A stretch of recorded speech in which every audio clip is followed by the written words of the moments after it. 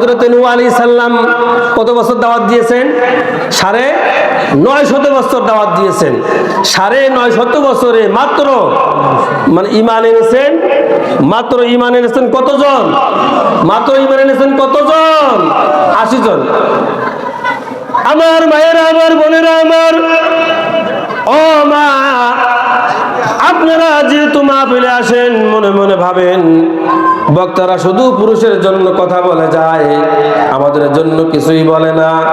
ও মা, ও আমার আম্মা জান, আপনি যদি মা এই 60 বছর বয়সে, এই 70 বছর বয়সে আপনার হায়াতের জিন্দেগিতে মা 4টি আমল যদি কোনো মা কোনো বোন যদি করতে পারেন, ভাইয়ের আমার, বাবাজিরা আমার, ওই 4টি আমলের কারণে ওই মাটাকে, ওই বোনটাকে আল্লাহ রাব্বুল আলামিন জান্নাতুল ফিরদাউস নসিব করে দিবেন। সাল্লিয়া বলেন সুবহানাল্লাহ। যেহেতু আমরা এই 60 বছর বয়সে, 70 বছর বয়সে আল্লাহ রাব্বুল আলামিন আপনাকে আমাকে যে হায়াত দিয়েছেন, আমার ভাইরা, এই হায়াতের জিন্দেগিতে যদি আমরা সামান্য আমল করি, ওই আমলটা যদি আল্লাহর দরবারে যদি আল্লাহ কবুল করে নেন, তাহলে আপনার জন্য, আমার জন্য রব্বুল আলামিন জান্নাতের দ্বার, জান্নাতুল ফিরদাউস নসিব করে দিবেন। সিল্লিয়া বলুন সুবহানাল্লাহ।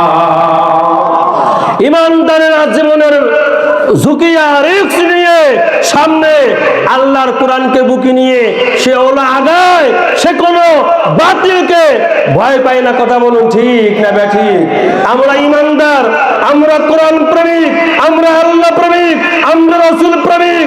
আমাদের গায়ে এবং শরীরে যতক্ষণ 1 ফোঁটা রক্ত থাকবে, অতক্ষণ পর্যন্ত আমরা হকের পক্ষে, ইসলামের পক্ষে, কোরআনের পক্ষে, আল্লাহ নবীর পক্ষে আমরা গান গেয়েই যাব। কথা বলুন ঠিক না ব্যাঠিক? ভাইয়ের আমার, বাবাজিরা আমার, কাল্লা গান ওই বলতেছিলাম সময় কম কিন্তু রাস্তা বহুদূর। হে মুসলমান, সামান্য সময় আল্লাহ রাব্বুল আলামিন আপনাকে আমাকে জমিনে প্রেরণ করেছেন। সামান্য সময় দিয়ে আল্লাহ রাব্বুল আলামিন আপনাকে আমাকে জানিয়ে দিলেন, গোলাম তোমরা শোনো, তোমরা ভালোভাবে কান লাগাও, তোমরা ভালো করে জেনে নাও, তোমরা ভালো করে বুঝে নাও। এই দুনিয়ায়, এই পৃথিবীতে শুধুমাত্র কেবলমাত্র একমাত্র তোমরা আমার গোলামি করবে, আমার দাসত্ব করবে। আল্লাহু আকবার। জোরে বলুন, গোলামি হবে কার? জোরে বলুন, গোলামি হবে কার? আমরা জোরে বলুন, গোলাম কার?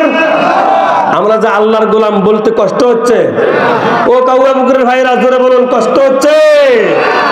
বলতে কষ্ট হতো যদি আমরা কোনো নেতার গোলাম হতাম। কথা বলুন ঠিক না ঠিক? যদি আমরা অমুক বাবা তমুক বাবার যদি গোলাম হতাম, তাহলে না বললে লজ্জা হতো, কষ্ট হতো। জোরে বলুন, দোয়া দুচে করে আল্লাহকে জানিয়ে দেন আমরা গোলাম কার? আরো জোরে বলুন, আমরা গোলাম কার? আমরা গোলামি করবো কার? সম্মানিত বন্ধুগণ, কান লাগান। আমি তাড়াহুড়া লাগাচ্ছি কেন জানেন? সময় হলো খুবই কম।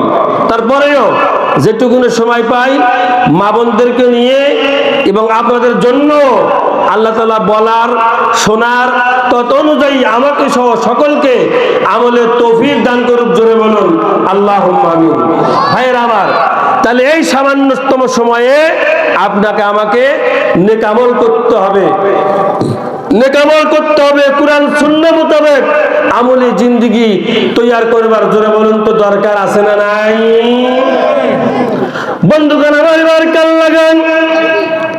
এই দুনিয়ায়, এই পৃথিবীতে যত নবী এবং রাসূল এসেছিলেন, সমস্ত নবী আর রাসূল তিনি তার কওমকে দাওয়াত দিয়েছিলেন, ইয়া কওমি ইবুদুল্লাহা মা লাকুম মিন ইলাহিন গায়রু। আল্লাহু আকবার বলেন, আর বলেন আল্লাহু আকবার। নবীদের দাওয়াত ছিল আমার কওম, হে আমার জাতি, হে আমার সম্প্রদায়, তোমরা এক আল্লাহর গোলামি করো, এক আল্লাহর দাসত্ব করো।